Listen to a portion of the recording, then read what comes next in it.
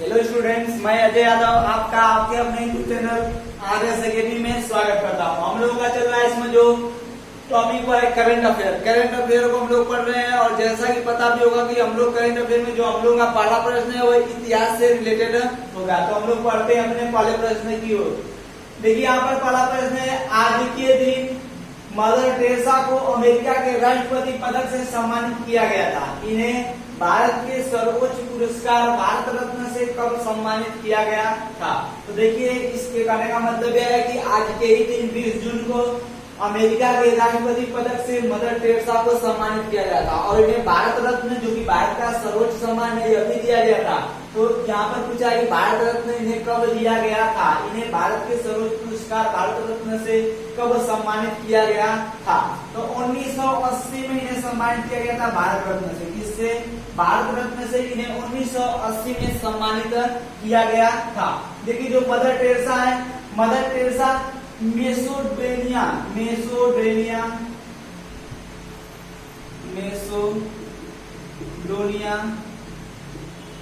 मेसोडोनिया देश की थी। अगर मदर टेरेसा की बात करें, मदर टेरेसा कहाँ की थी, तो एक अलग बात है कि इन्होंने क्या किया था, भारत की नागरिकता ग्रहण कर ली थी।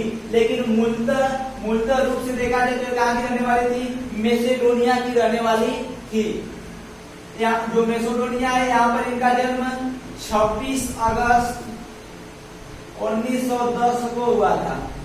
जो मदर टेरेसा है, मदर टेरेसा का जन्म 26 अगस्त 1910 ईस्वी को मेसेडोनिया नामक देश में हुआ था।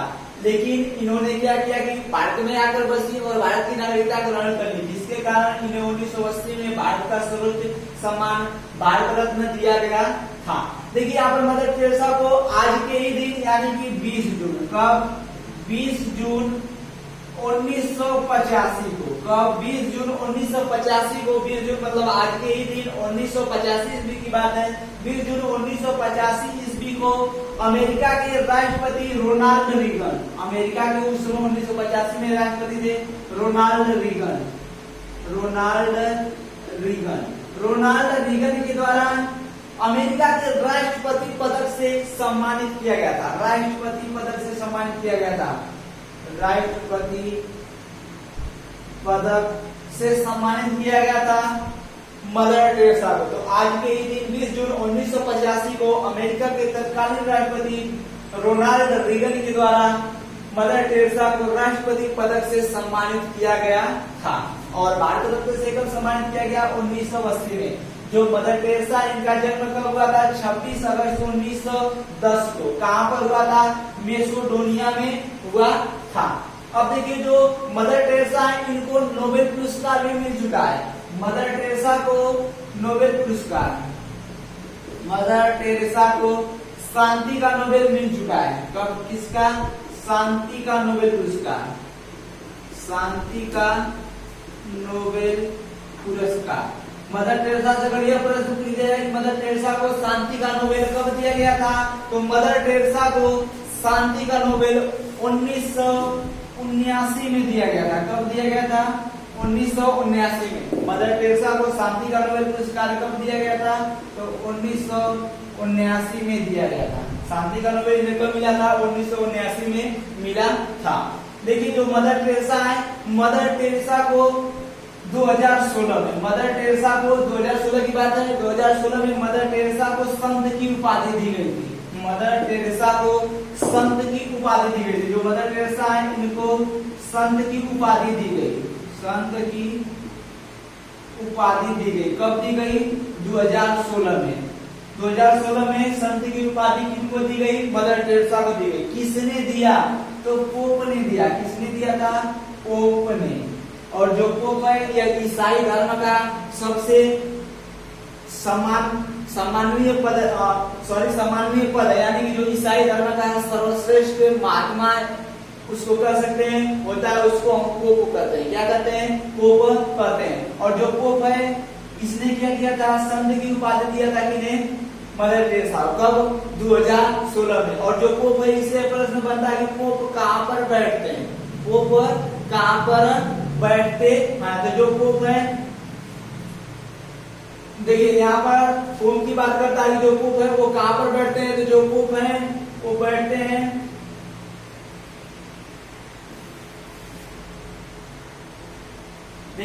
पोप है वो कहाँ पर बैठते हैं, तो वेटिकन सिटी में बैठते हैं। जो पोप है, या पूछा गया प्रश्न है कि जो पोप है वे कहाँ पर बैठते हैं, तो वेटिकन सिटी में बैठते हैं। कहाँ पर, वेटिकन सिटी। और जो वेटिकन सिटी है या कहाँ पर स्थित है, इटली में। इटली में वेटिकन सिटी, वहीं पर बैठते हैं पोप। और पोप ने क्या किया था, मदर टेरेसा को 2016 में संत की उपाधि से सम्मानित किया था। तो यहाँ पर मदर टेरेसा के बारे में जाना। पहला प्रश्न यह था कि मदर टेरेसा को अमेरिका के राष्ट्रपति पदक से कब सम्मानित किया गया, आज के दिन 20 जून 1985 को। इनको भारत रत्न भी मिला है, जो कि भारत का सर्वोच्च सम्मान है। कब मिला, 1980 में। और जो मदर टेरेसा है, इनका जन्म कहाँ पर हुआ था, तो 26 अगस्त 1910 ईस्वी को इनका जन्म मेसोडोनिया में हुआ था। और जो मदर टेरेसा है, इनको संत की भी उपाधि दी गई थी पोप के द्वारा। अब हम लोग बढ़ते हैं नेक्स्ट प्रश्न की ओर। यहाँ पर हमारा अगला प्रश्न है, हाल ही में सूर्य ग्रहण चर्चा में रहा है। सूर्य ग्रहण के दौरान पृथ्वी पर पड़ने वाली चंद्रमा की गली छाया को क्या कहते हैं। यहाँ पर देखिए, हाल ही में सूर्य ग्रहण लगने वाला है और यह सूर्य ग्रहण चर्चा में है, क्योंकि सूर्य ग्रहण के दौरान देखिए इसमें जो भी घटनाएं होंगी उसके बारे में हम लोग आगे जानेंगे। तो यहाँ पर सूर्य ग्रहण के दौरान पृथ्वी पर पड़ने वाली घनी छाया को क्या कहा जाता है। जो पृथ्वी पर सूर्य ग्रहण की घनी छाया पड़ती है उसको हम लोग क्या कहते हैं, तो उसको कहा जाता है उम्ब्रा। उम्ब्रा, उसको क्या कहा जाता है, उम्ब्रा कहा जाता है। उम्ब्रा, उम्ब्रा कहा जाता है। तो देखिए यहाँ पर हाल ही में जो सूर्य ग्रहण चर्चा में है, इस पर इसकी जो पृथ्वी पर जो छाया पड़ने वाली है उस घनी छाया को क्या कहते हैं, उम्ब्रा कहा जाता है। देखिए यहाँ पर जो भी हम लोग यहाँ पर जो भी करंट पढ़ते हैं उससे क्या है कि जो भी रिलेटेड प्रश्न है हम उनको पूरे गहराई से जानते हैं। देखिए हमारा उद्देश्य यही रहता है कि जो भी टॉपिक पढ़े उससे जितने भी प्रश्न बनते हैं, जितने भी बन सकते हैं, उसको हम क्या कर लें, उसको हम सॉल्व कर लें, उस योग्य बन जाए कि जो भी अगर हमने टॉपिक पढ़ी उस टॉपिक से अगर कोई प्रश्न आए तो उसको क्या कर ले, हल कर ले। इस कारण से हमारे जो भी जो प्रश्न होते हैं क्या होते हैं, अच्छे लेवल के होते हैं। और क्या होगा कि इससे जितनी भी गहराई से प्रश्न पूछे उन सबको हम क्या करते हैं, हल करने का प्रयास करते हैं। देखिए यहाँ पर जो घनी छाया होती है सूर्य ग्रहण के दौरान पृथ्वी पर पड़ती है उसको हम क्या कहते हैं, उम्ब्रा कहते हैं। अब देखिए घनी छाया को हम क्या कहते हैं, उम्ब्रा कहते हैं। और जो यह सूर्य ग्रहण है यह कब लगेगा, तो 21 जून 2020 को। यह कब लगेगा, 21 जून 2020 को लगने वाला है सूर्य ग्रहण। और 2020 का पहला सूर्य ग्रहण होगा। और जो सूर्य ग्रहण है ये कब लगता है, तो अमावस्या के दिन। सूर्य ग्रहण कब लगता है, अमावस्या के दिन लगता है। तो यहाँ पर पहला ऑप्शन सही होगा कि जो सूर्य की काली, जो सूर्य की जो घनी छाया होगी जो सूर्य ग्रहण की वो पृथ्वी पर पड़ेगी तो उसको हम क्या कहेंगे, घनी छाया को उम्ब्रा कहेंगे। और जो ये ग्रहण होगा कब लगेगा, 21 जून 2020 को लगेगा। और जो सूर्य ग्रहण है कब लगता है, अमावस्या के दिन ही यह लगता है। अब देखिए जो घनी छाया होती है उसको हम क्या कहते हैं, उम्ब्रा कहते हैं। क्या कहते हैं, उम्ब्रा। यहाँ पर एक ऑप्शन दिखाई दे रहा है पेनम्ब्रा। क्या, पेनम्ब्रा। तो पेनम्ब्रा क्या होता है, यहाँ पर इसी से रिलेटेड है, इस कारण से इसको ऑप्शन में यहाँ पर रखा गया है। तो घनी छाया को हम क्या कहते हैं, उम्ब्रा कहते हैं। लेकिन हल्की छाया को, जो हल्की छाया पड़ती है, हल्की छाया को पेनम्ब्रा कहा जाता है। हल्की छाया को हम क्या कहते हैं, पेनम्ब्रा कहते हैं। घनी छाया उम्ब्रा होगी और हल्की छाया क्या होगी, पेनम्ब्रा होगी। अब देखिए यहाँ पर जो सूर्य ग्रहण लगेगा कब लगेगा, 21 जून 2020 को लगेगा। ये बातें आपको बताएगी। देखिए सूर्य ग्रहण में क्या होगा, सूर्य ग्रहण लगता कैसे, तो यहाँ पर क्या होगा, हमारा मान लेते हैं कि हमारा क्या है, सूर्य है, ये हमारा चंद्रमा होगा, मून होगा, और यहाँ पर हमारी क्या होगी, पृथ्वी होगी। क्या होगी, पृथ्वी, यानी कि अर्थ होगी।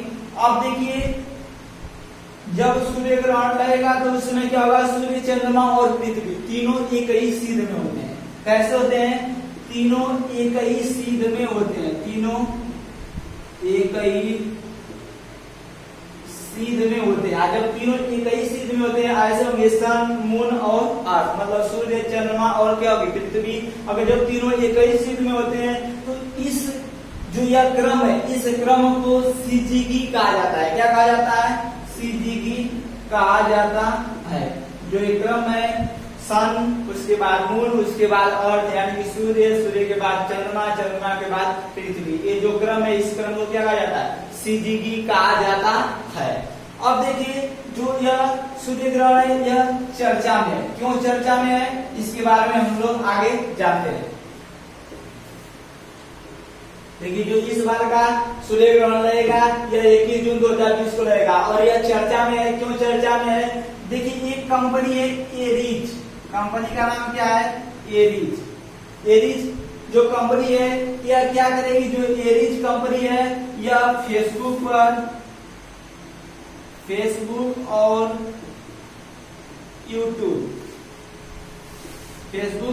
यूट्यूब पर क्या करेगी कि जो भी सूर्य ग्रहण रहेगा इसका लाइव टेलीकास्ट करेगी। यानी कि इसका लाइव प्रसारण कहां पर होने वाला है?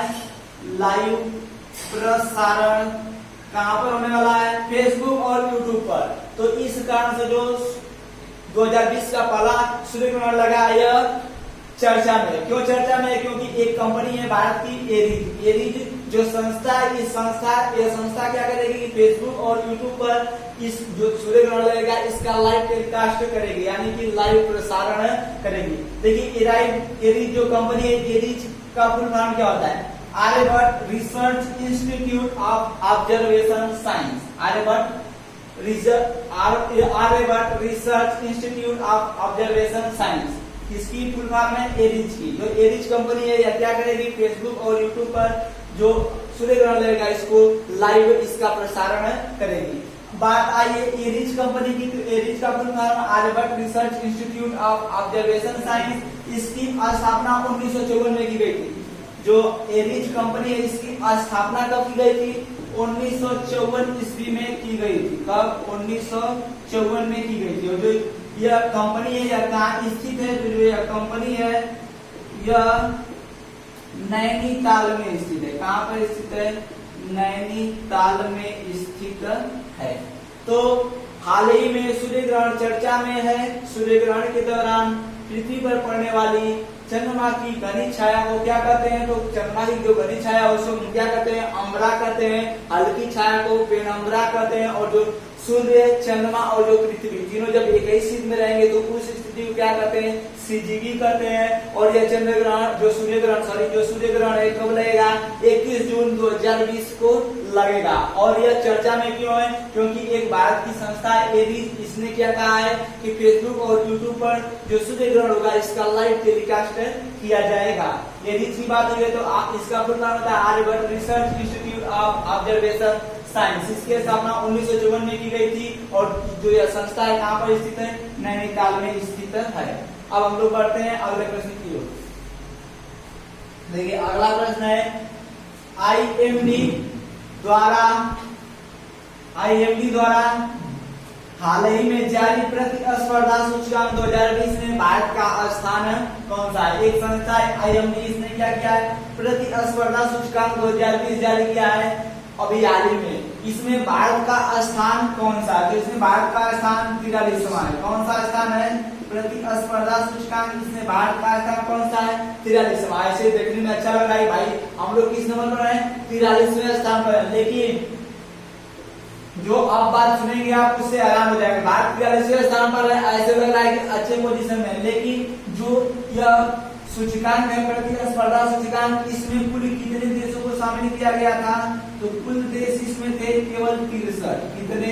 63 में 43वां स्थान है। कौन सा? 63 में 43वां स्थान है। कुल देशों की संख्या कितनी थी? 63। इसमें से भारत का स्थान 43वां है।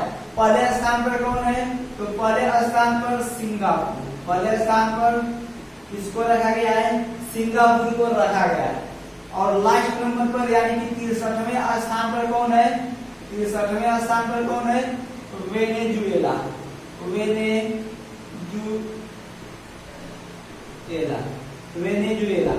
वेनेजुएला किस स्थान पर है? 63वें स्थान पर। पहले स्थान पर सिंगापुर। भारत का स्थान 43वां है। अब देखिए भारत का स्थान 2020 में 43वां। इससे पहले मतलब पिछले वर्ष भी भारत का स्थान कौन सा था?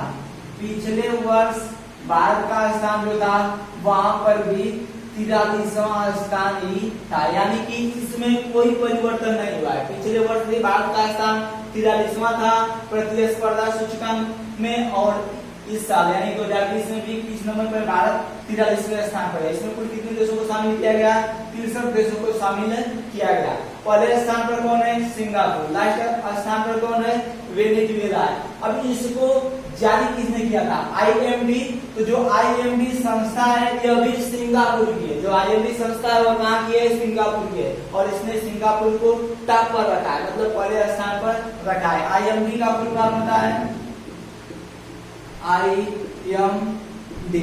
जो IMD देखिए, जो IMD संस्था है इसकी स्थापना, जो IMD संस्था है इसकी स्थापना 1989 में की गई थी। IMD की स्थापना कब की गई थी? 1989 में की गई थी। और जो IMD संस्था है यह कहाँ की है? तो जो IMD संस्था है यह सिंगापुर की संस्था है। कहाँ की? सिंगापुर की संस्था है। अब देखिए पहले स्थान पर कौन? सिंगापुर। 63वें स्थान पर कौन है? वेनेजुएला है। भारत किस स्थान पर? 43वें स्थान पर। यहाँ से एक प्रश्न इंपॉर्टेंट है, यह तो इंपॉर्टेंट है ही, लेकिन इसके साथ वेनेजुएला, इसकी राजधानी पूछी जाती है। वेनेजुएला की राजधानी कहाँ पर है? तो वेनेजुएला के अभी हाल में SSCGD का जो एग्जाम हुआ था, कई शिफ्टों में इसकी राजधानी पूछी गई थी। तो वेनेजुएला की राजधानी काराकास है। क्या है? काराकास। यह बहुत ज्यादा इंपॉर्टेंट है कि वेनेजुएला की राजधानी कहाँ पर है? काराकास है। अब हम लोग बढ़ते हैं नेक्स्ट प्रश्न की ओर।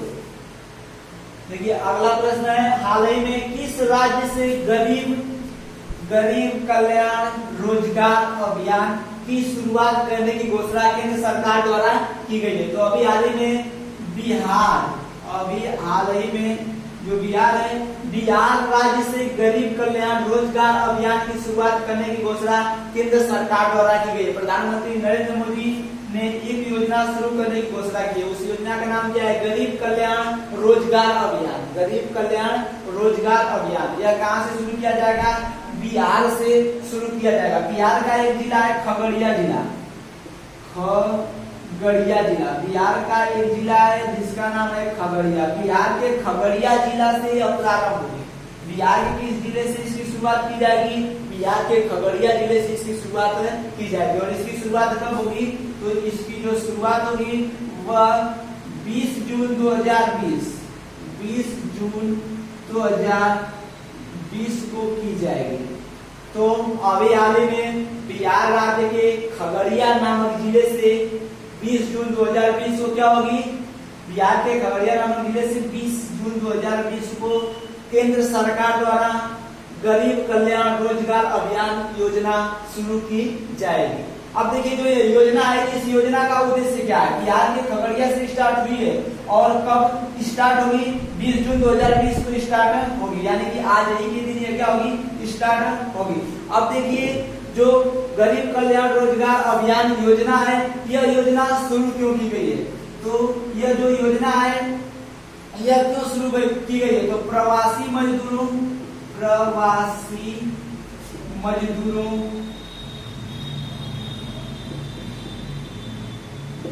और ग्रामीण विकास।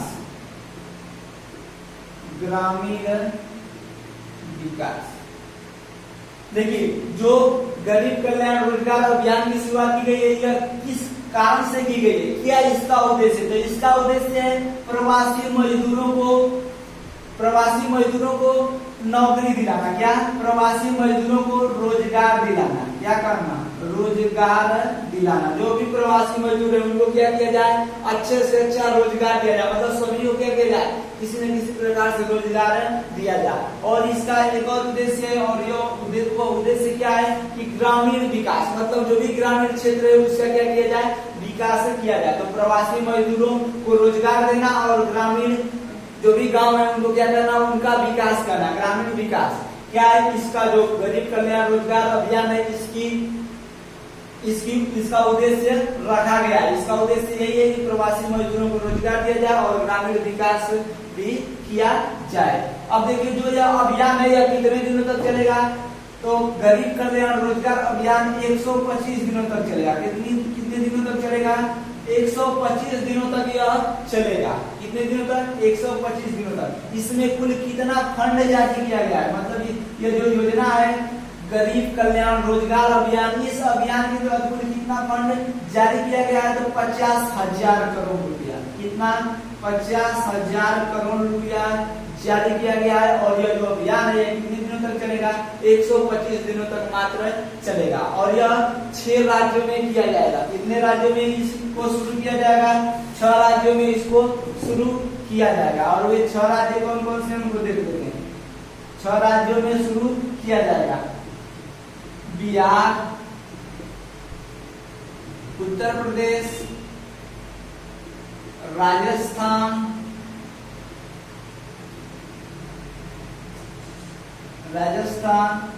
मध्य प्रदेश,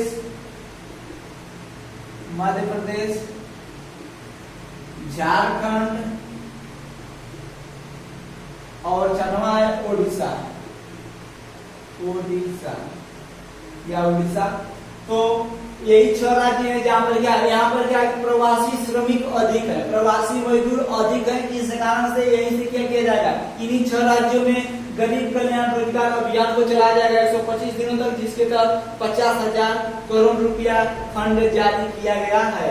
पहला देखिए, इसमें 6 राज्य हैं, इनको याद रखना वेरी इंपॉर्टेंट है। देखिए यहाँ पर बिहार, उत्तर प्रदेश, राजस्थान, मध्य प्रदेश, झारखंड, उड़ीसा। इससे प्रश्न बनना तय है आगे की परीक्षाओं में। किसी न किसी परीक्षा में यह प्रश्न जरूर टकराएगा। और देखिए खूब मेहनत से, लगन से पढ़िए, जो भी मैटर हो उसको अच्छे तरीके से पढ़िए और पढ़ते रहिए।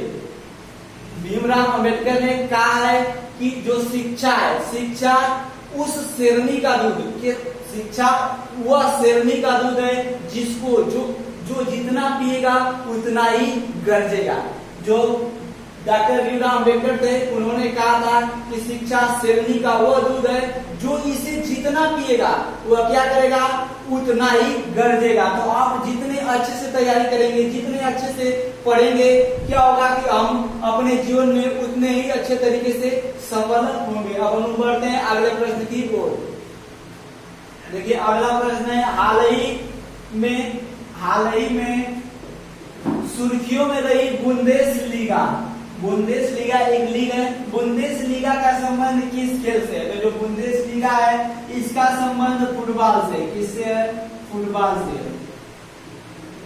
फुटबॉल की एक लीग है बुंदेसलीगा। देखिए कोई भी शब्द ऐसा हो जिसमें लास्ट में लीगा शब्द आ जाए तो वह फुटबॉल से संबंधित होगा। जैसे यहाँ पर है आपके सामने बुंदेसलीगा, ऐसे ही एक ला लीगा। अगर ला लीगा पूछ लिया जाए कि किस खेल से संबंधित है, तो यह भी किससे? फुटबॉल से संबंधित है। तो अभी हाल ही में सुर्खियों में रही बुंदेसलीगा का संबंध किस खेल से? फुटबॉल से है। देखिए जो बुंदेसलीगा है यह फुटबॉल का एक क्लब है। मतलब फुटबॉल की क्या है कि जो फुटबॉल का एक, तो ये जो फुटबॉल है यह जो बुंदेसलीगा, यह लीग कहाँ पर खेली जाती है? तो यह जर्मनी में चलती है। फुटबॉल की एक लीग है और यह कहाँ पर खेली जाती है? जर्मनी में। मतलब जर्मनी की एक लीग है जिसका नाम क्या है? बुंदेसलीगा। और यह किससे संबंधित है? फुटबॉल से संबंधित है। और यह कहाँ की लीग है? जर्मनी की लीग है। अब देखिए जर्मनी की एक टीम है म्यूनिक नामक टीम ने इसको लगातार 8वीं बार जीता है। कब जीता है? लगातार 8वीं बार जीता है। तो हाल ही में सुर्खियों में रही बुंदेसलीगा का संबंध किससे है? फुटबॉल से। बुंदेसलीगा से जुड़ी एक और लीग होती है ला लीगा किससे संबंधित है? वो भी उसकी बात करेगा तो किससे? फुटबॉल से संबंधित है। और जो बुंदेसलीगा लीग है ये कहाँ की है? जर्मनी की है। कहाँ की है? जर्मनी की एक लीग है फुटबॉल की। और देखिए ये जो बुंदेसलीगा लीग है यह इस समय सुर्खियों में क्यों है? इस कारण से कि म्यूनिक की टीम ने क्या किया है? इसे लगातार 8वीं बार जीता है। अब आगे बढ़ते हैं। देखिए यहाँ पर बात किसकी आई है? जर्मनी की। तो जर्मनी की राजधानी बर्लिन है। जर्मनी की राजधानी कहाँ पर है? बर्लिन। जर्मनी की वर्तमान में चांसलर कौन है? चांसलर। देखिए भारत में क्या होता है, हम लोग यहाँ राष्ट्रपति, प्रधानमंत्री ऐसे होते हैं इत्यादि देशों में लेकिन जर्मनी में सबसे सर्वोच्च पद होता है चांसलर का। किसका? चांसलर का। और जर्मनी की चांसलर है एंजेला मर्केल। Angela Merkel. तो जर्मनी की चांसलर कौन है? एंजेला मर्केल है। और जो एंजेला मर्केल है यह विश्व की सबसे ताकतवर महिला है। विश्व की सबसे ताकतवर महिला, विश्व की सबसे ताकतवर महिला। अगर आपसे यह पूछा जाए विश्व की सबसे ताकतवर महिला कौन है, तो एंजेला मर्केल। कहाँ की है? जर्मनी की चांसलर है। और जर्मनी की बात है, जर्मनी की राजधानी कहाँ पर है? बर्लिन है। देखिए जर्मनी में एक क्षेत्र है रूर क्षेत्र। जर्मनी में एक क्षेत्र, यह पूछा जाता है रूर क्षेत्र किस लिए प्रसिद्ध है, या रूर क्षेत्र कहाँ पर स्थित है, यह भी पूछा जा सकता है। और यह कई बार पूछा गया रूर क्षेत्र किस लिए प्रसिद्ध है। रूर क्षेत्र, देखिए जो रूर क्षेत्र है यह जर्मनी में पड़ता है। कहाँ पर पड़ता है? जर्मनी में पड़ता है। यह प्रसिद्ध क्यों है? तो रूर क्षेत्र इसलिए प्रसिद्ध है कि यहाँ से अत्यधिक मात्रा में कोयला निकाला जाता है। क्या होता है? कोयला निकाला जाता है। यहाँ से अत्यधिक मात्रा में कोयला निकाला जाता है। तो रूर क्षेत्र किस लिए प्रसिद्ध है? कोयला निकालने के लिए या कोयला उत्पादन, कोयला खनन के लिए क्या है? रूर क्षेत्र प्रसिद्ध है। जो कहाँ पर स्थित है? अभी बताया गया कहाँ पर स्थित है? जर्मनी में स्थित है। अब देखिए यहाँ जो रूर क्षेत्र से कोयला निकाला जाता है, इस कारण से जो रूर क्षेत्र है इसको काला प्रदेश भी कहा जाता है। रूर क्षेत्र से कोयला निकाले जाने के कारण इसे काला प्रदेश भी कहा जाता है। क्या कहा जाता है? काला प्रदेश भी कहा जाता है। तो आपसे अगर परीक्षा पूछा जाए काला प्रदेश किस क्षेत्र को कहा जाता है, तो रूर क्षेत्र। रूर क्षेत्र किस लिए प्रसिद्ध है? कोयला निकालने के लिए प्रसिद्ध है, कोयला के लिए। रूर क्षेत्र कहाँ पर पड़ता है? जर्मनी में पड़ता है। अब हम लोग बढ़ते हैं अगले प्रश्न की ओर। चलिए देखिए अगला प्रश्न है हम लोग का, रूस में पावर प्लांट से 20,000 टन डीजल के रिसाव के बाद, रूस में पावर प्लांट से 20,000 टन डीजल के रिसाव के बाद किस नदी का रंग लाल हो गया है? तो उस नदी का नाम है अंबर नाया। अंबर नाया नदी का, अंबर नाया नदी का जो रंग है वह कैसा हो गया? उसके पानी का जो रंग है वह लाल हो गया है। देखिए रूस में क्या हुआ कि एक पावर प्लांट है वहां पर, और वहां पर तेल को लादा जा रहा था।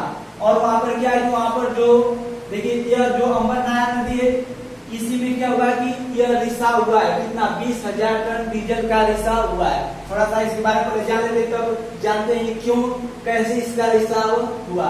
तो जो अंबर नाया नदी है यहाँ पर क्या हुआ है कि रिसाव हुआ है। अब इस रिसाव के कारण क्या किया गया है? 4 जून 2020 को, कब? 4 जून की बात है। 4 जून को साइबेरिया में, साइबेरिया जो भी रूस में पड़ता है, साइबेरिया में स्टेट इमरजेंसी लगा दी गई है। क्या किया गया है? स्टेट इमरजेंसी, स्टेट इमरजेंसी की घोषणा कर दी गई है। कहां पर? साइबेरिया में। कब की गई है? 4 जून को। की किसने है?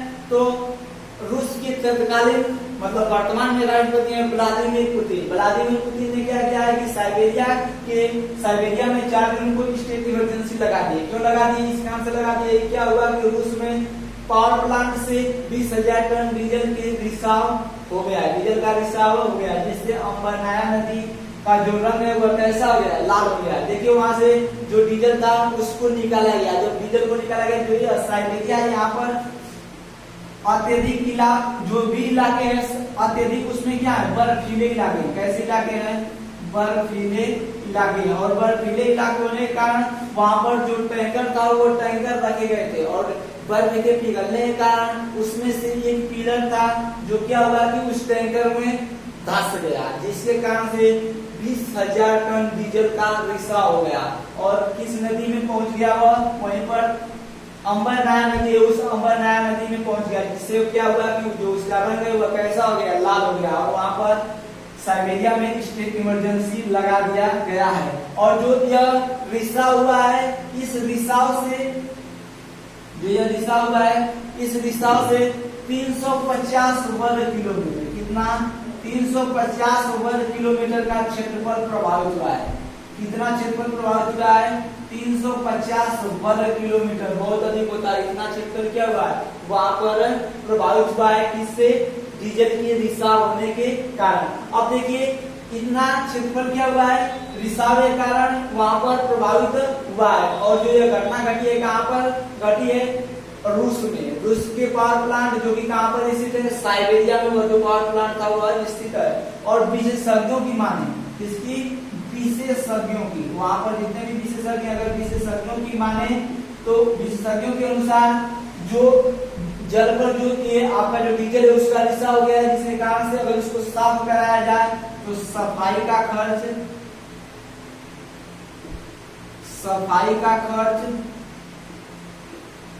लगभग 1.16 बिलियन यूरो, 1.16 बिलियन यूरो का आ सकता है। आई बात समझ में?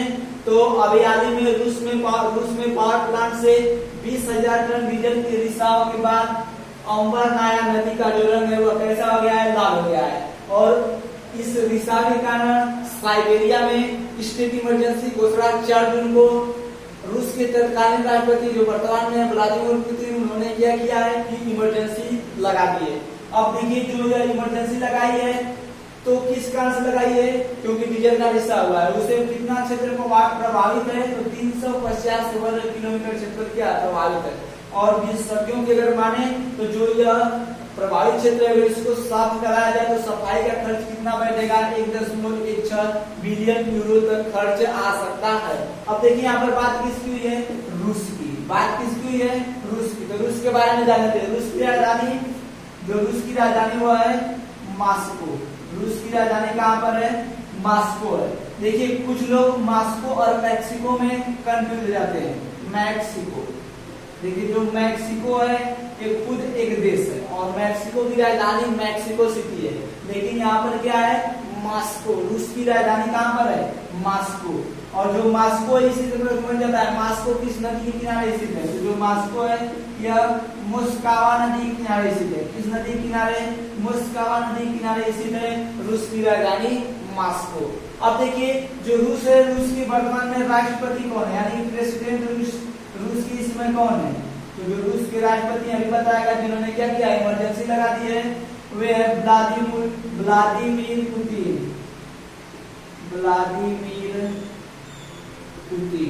अब देखिए जो रूस है, रूस क्षेत्रफल के हिसाब से विश्व का सबसे बड़ा देश है। क्षेत्रफल के हिसाब से विश्व का सबसे बड़ा देश रूस है। और भारत किस स्थान पर आता है? 7वें नंबर पर भारत आता है। अब देखिए यहाँ पर रूस की बात हुई। रूस की मुद्रा क्या है? रूस की मुद्रा भी पूछी जाती है। तो रूस की मुद्रा क्या है? रूबल। रूस की मुद्रा रूबल है। तो हमारा क्लास यहीं पर ओवर होता है। अगर जो भी बातें आपको बताइए अगर अच्छी लगे तो चैनल को सब्सक्राइब और कमेंट वगैरह जो भी मतलब लाइक वगैरह सब कुछ करें। अगर ये बातें आपको समझ में आई हो और मैटर अच्छा लगा हो तो शेयर भी करें। इस वीडियो को देखने के लिए आप लोगों का धन्यवाद।